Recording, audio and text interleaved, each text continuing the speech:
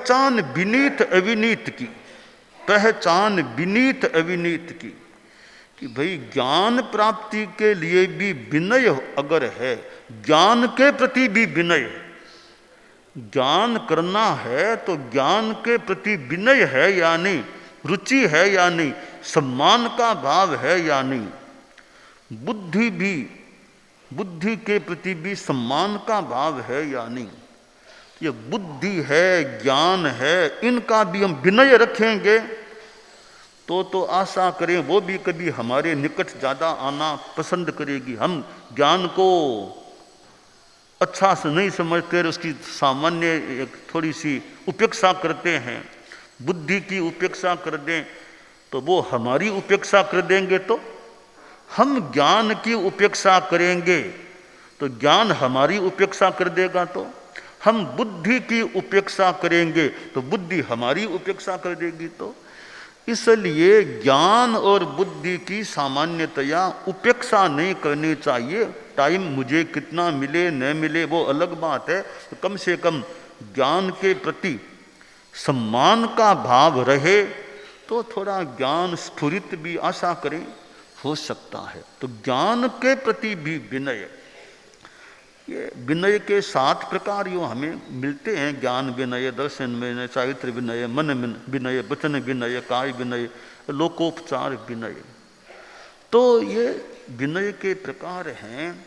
तो लोकोपचार विनय का भी अपना एक व्यवहार के जगत में एक स्थान माना जा सकता है कि बड़ों के प्रति विनय, यह लोकोपचार है, कुछ बड़ों के प्रति विनय, जो हमसे सीनियर हैं, जो मेरे से बड़े हैं, जो जिससे बड़े हैं, बड़ों का सम्मान करें। अब बड़ा कौन है?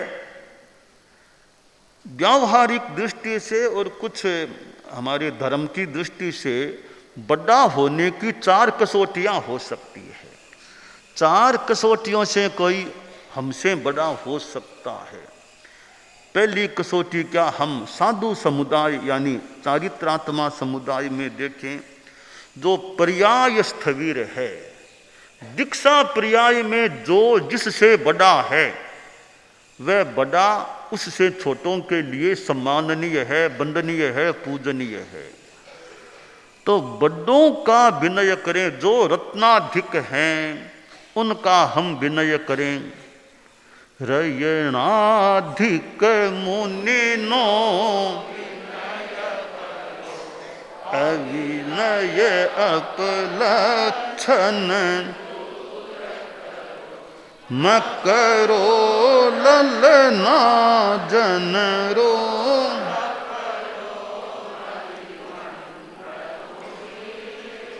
सुकुलिनी श्रवणी गुरु शिक्षा, पश्चिम रयणी उठ उठ अक्षण।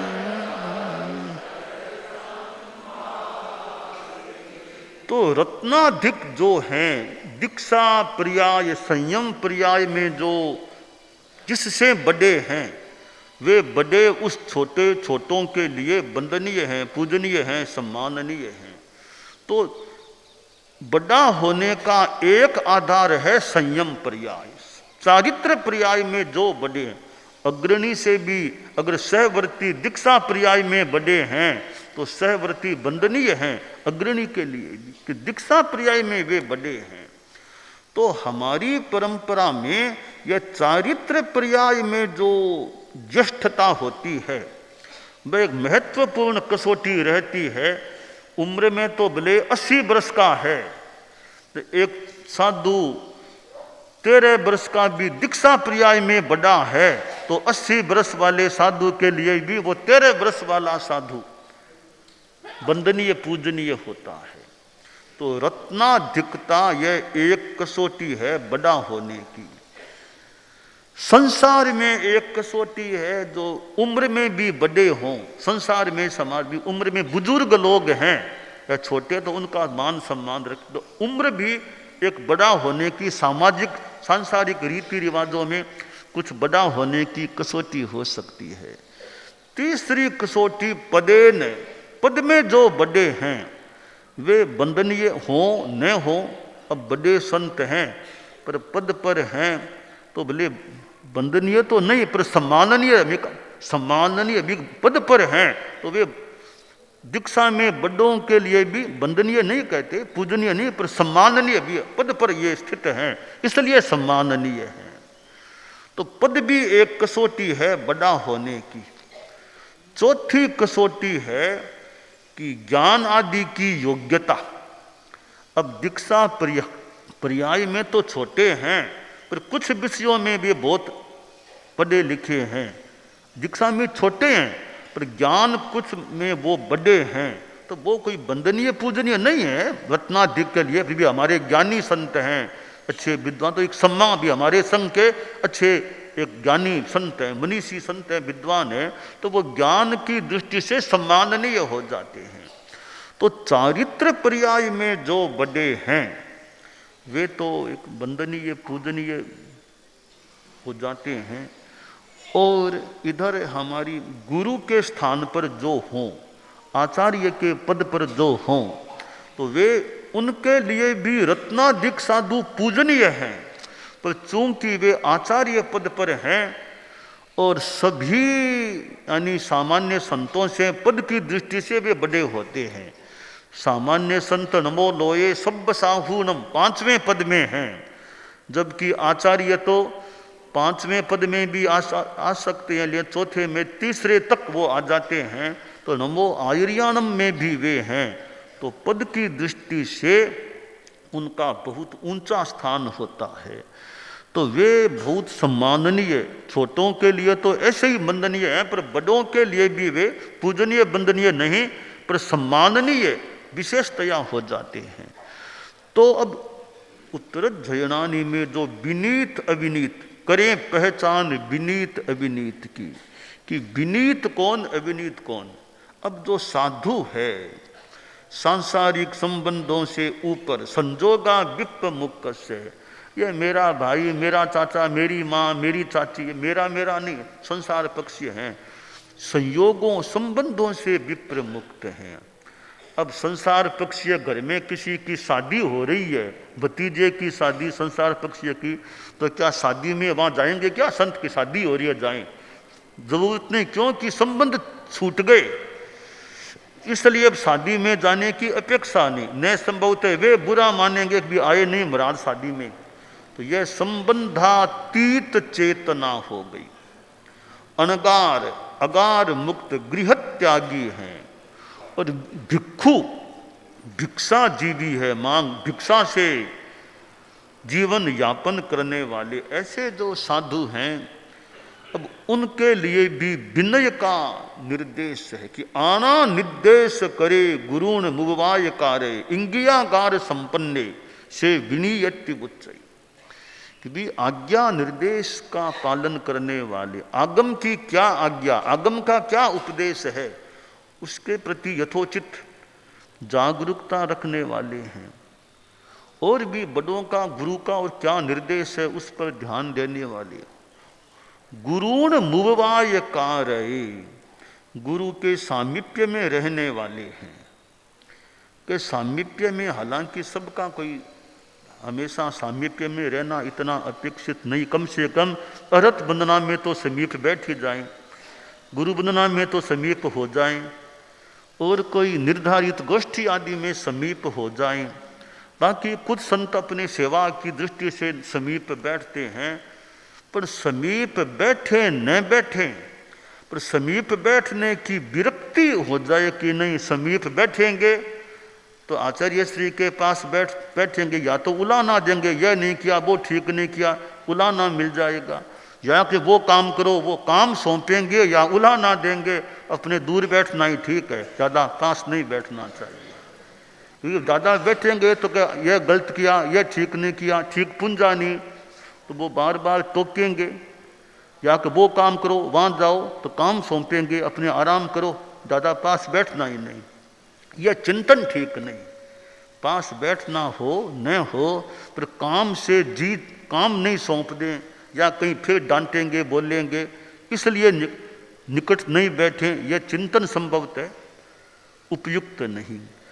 कहा गया कि गुरु की डांट भी कल्याणकारी नहीं हो सकती है। गुरु कोई उलाहना भी दे दें तो वो भी शिष्य के लिए, साधु के लिए हितकर हो सकता है। गीर भीर गुरुणाम परुषाक्षराभि प्रताडिता यान्ति नरा महत्वम अलब्ध शानोत्कसणा नृपाणाम न जातु मौलौ मनयो वसंती। कि शिक्षा दी गई है कि गुरु कभी कठोर अक्षरों वाली भाषा में भी डांट दे, कठोर शब्दों में उलाहना दे दे, उसको भी सहन कर लो, विनय से सहन कर लो। वो प्रताड़ना दे दे, तिरस्कृत कर दे, कठोर शब्द फरमा दे, तो उसको भी विनय भाव से सुनो, सहन कर लो। कि क्या होगा? प्रताड़िता यान्ति नरा महत्वम। तो गुरु के द्वारा कठोर अक्षरों वाली वाणी से तिरस्कृत, प्रताड़ित किए गए शिष्य हैं, वे महत्ता को प्राप्त हो जाते हैं, महानता को, उच्चता को प्राप्त कर लेते हैं। कि जैसे राजा है, राजा के मुकुट में मणि जटित होते हैं, तो राजा के मुकुट में कौन से मणियों को स्थान मिलेगा और किन को नहीं मिलेगा? अलब्ध शानोत्कसणा नृपाणाम न जात। कि जो मणि कसौटी पर खरे नहीं उतरते हैं, उनको राजा के मुकुट में स्थापित होने का अवसर नहीं मिलता। तो ये हमें एक बार लगती है, मानो अप्रिय, मुझे डांट दिया, मुझे उलाना, एक बार भले बुरा सा लगे, अप्रिय लगे, उस डांट को हम सहन कर लें, समता भाव से, उचित विनय के साथ सहन कर लें, तो वो डांट तो एक प्राण ऊर्जा सी है, पता नहीं कितना ऊंचा उठा दे आदमी को। इसलिए हमें बड़े कोई उलाहना भी दे दें, कड़ा भी कह दें, जो हमारे अधिकारी हैं, अधिकृत हैं, हमसे बड़े हैं, अच्छे हैं, वो डांट भी दे दें, तो उसको भी हमें सहन करने का प्रयास करना चाहिए। अब अग्रणी भी है, मान लो, जिनके साथ रह रहे हैं, कभी उलाहना भी दे दिया, तो अग्रणी ने भी उलाहना, तो वो तो बड़े हैं, अग्रणी के स्थान पर हैं, तो एक तो वो छोटे जो साथ में हैं, अब वो अग्रणी के भी सामने गुस्से में आकर बोलना शुरू कर दें, अग्रणी फिर भी थोड़ा गुस्सा कह दो, कड़ाई कर ले, तो सहवर्ती को यूं गुस्से में आके सामने नहीं बोलना चाहिए। यह विनय की परंपरा, विनय प्रतिपत्ति कि रत्नाधिक भी हैं और अग्रणी भी हैं, हम उनके सहवर्ती हैं, तो उन्होंने कड़ा भी कह दिया तो गुस्से में आकर सामने नहीं बोलना चाहिए। तो यह बड़ों का यह विनय, तो उपपात कारक नैकट्य में रहे और सेवा शुश्रूषा की भावना रखे, तो वो विनीत होता है। और इंगियागार संपन्ने, थोड़े जो निपुण हैं, यानी इंगित को समझ ले कि इंगित क्या है, दृष्टि क्या है, शब्दों से कहना तो आगे की बात, शब्दों से नहीं कहा, पर इंगित को समझ ले कि इन अभी गुरुदेव का, गुरु का इंगित क्या है। कुछ ये व्यावहारिक इंगित में कि जैसे बताया, जैसे कोई कि आचार्य बैठे हैं, वो सिर आदि से थोड़ा सा इशारा कर दें, उसको भी समझ ले अभी किस चीज की ओर ये संकेत कर रहे हैं। वो सूक्ष्म इशारा, सूक्ष्म कुछ करे, सिर आदि का कुछ हलन चलन, उतने से समझ दे अभी इनको क्या अपेक्षा होगी, क्या चाहिए इनको, तो वो काम संपन्न करने का प्रयास करे। आकार थोड़ी सी स्थूल चेष्टा मान लें कि जैसे आचार्य बैठे हैं, अब वे कहीं जाना चाहते हैं, उन्होंने थोड़ा पैर ऊंचा किया और यूं उस उठने की मुद्रा में आ गए, तो पास वाले संत पहचाने अभी ये उठना चाह रहे हैं, तत्काल निकट आके उनको ले जाने का काम किया। तो आकार देख ले, अब आचार्य बैठे हैं, कोई वृद्ध अवस्था के मान लो आचार्य हैं, 70-75, थोड़ी ठंडी हवा चली, शरीर थोड़ा कांपने लग गया, तो कहने की जरूरत नहीं, शिष्य जाकर कंबल लेकर आया, तो गुरुदेव ये ओढ़ाओ, ओढ़ा दिया, तो भी बिना कहे भी समझ ले।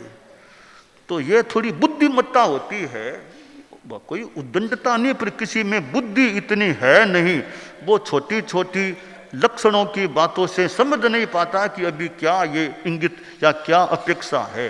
पर जो थोड़ा बुद्धिमान है, थोड़ा बात को पकड़ने वाला है, ऐसा साधु होता है, वो इंगित और आकार को जानने वाला, उसको देख करके आचार्य की अपेक्षा के अनुसार सेवा शुश्रूषा में प्रवृत्त हो जाता है। तो इंगियागार संपन्ने, संपन्ने में संप्रज्ञ भी हो सकता है, संपन्न युक्त भी हो सकता है। से विनीयति बुच्चई, जो गुरुओं की भी आज्ञा निर्देश के प्रति जागरूक है, उपपात में रहने वाला है, या सेवा शुश्रूषा की भावना वाला है। और यह जरूरी नहीं कि सब पास में बैठेंगे वे ही विनीत हैं, यह कोई जरूरी नहीं है। दूर बैठे भी विनीत हो सकते हैं, भी कोई काम करने वाले भी अपने कमरे में भी वो काम करते हैं, तो वो भी विनीत हो सकते हैं। वो अपनी अपनी स्थिति ड्यूटी होती है किसको कहाँ बैठना, पर मन में तो कम से कम भाई कोई काम हो तो तत्काल तैयार हैं काम करने के लिए। बाकी जो उनके जिम्मे काम है उस काम में लगे हैं। तो निकट बैठना एक व्यावहारिक है, कईयों के लिए निकट बैठना ठीक है, और कई दूर बैठे भी अच्छा संघीय संघ सेवा का और अच्छा अध्ययन अध्यापन आदि का काम कर सकते हैं। तो विनीत अविनीत की पहचान और आना निर्देश करे गुरुण मनुव्यवाय कार्य परिणीये असंबुद्धे अविनीयत्य उच्चई। जो आज्ञा निर्देश के प्रति ध्यान नहीं, कह दिया तो ये पूरा ठीक है, कह दिया तो कह दिया, इतना सम्मान नहीं कथन के प्रति। और निकट बैठने से इसलिए जी चुराना कि कोई काम सौंप देंगे, काम कराएंगे, कोई डांटेंगे, तो निकट बैठना ही नहीं, वो चिंतन संभवतः बढ़िया नहीं। और एक प्रतिकूल आचरण करने वाला, आचार्य गुरु कहते कुछ है और करता कुछ है, बार बार कहना पड़े, तो वो जो प्रतिकूल आचरण करने वाले हैं, गुरु की अवहेलना, गुरु का छिद्रान में कौन कौन छिद्रान्वेषण करो, कौन कौन सी गलतियां पकड़ में आए, तो मैं मौके पर मुझे कहीं को बोलेंगे मैं भी वापस बोल दूंगा, आपने भी तो वो गलती की थी ना। तो यूँ जो छिद्रान्वेषण की रुचि वाला रहे, ऐसा साधु अविनीत की कोटि में आ सकता है। तो करें पहचान विनीत अविनीत की, तो हम स्वयं सभी, हम सभी विनीत रहने का, और विनीत अविनीत व्यावहारिक रूप में भी है और भीतरी रूप में भी है। अब सामान्य शिष्टाचार में भी कि बड़े आए तो खड़ा हो जाना, एक सामान्य शिष्ट, यानी जो बहुत उच्च हैं यथा योग्य भी खड़ा होकर सम्मान करें, उन्हें कंबल दें, कंबल, तो जो लोकोपचार विनय है, तो उसका भी हम सभी यथा योग्य ध्यान रखने का प्रयास करें। और कि धर्म संघ में कभी जो गुरुओं के बहुत विनीत हैं, गुरुओं का बहुत दृष्टि के अनुकूल हैं, उनका विनय करने वाले भी विनीत होते हैं। वे हमारे गुरुओं की दृष्टि में बहुत अनुकूल हैं, बहुत काम करने वाले हैं, तो हम इनका भी ध्यान रखें। तो यह व्यावहारिक लोकोपचार का विनय भी है, इधर ज्ञान दर्शन आदि का विनय भी है। तो हम अपने जीवन में विनय का अभ्यास रखने का, विनय का प्रयास रखने का ध्यान रखें, यह काम्य है।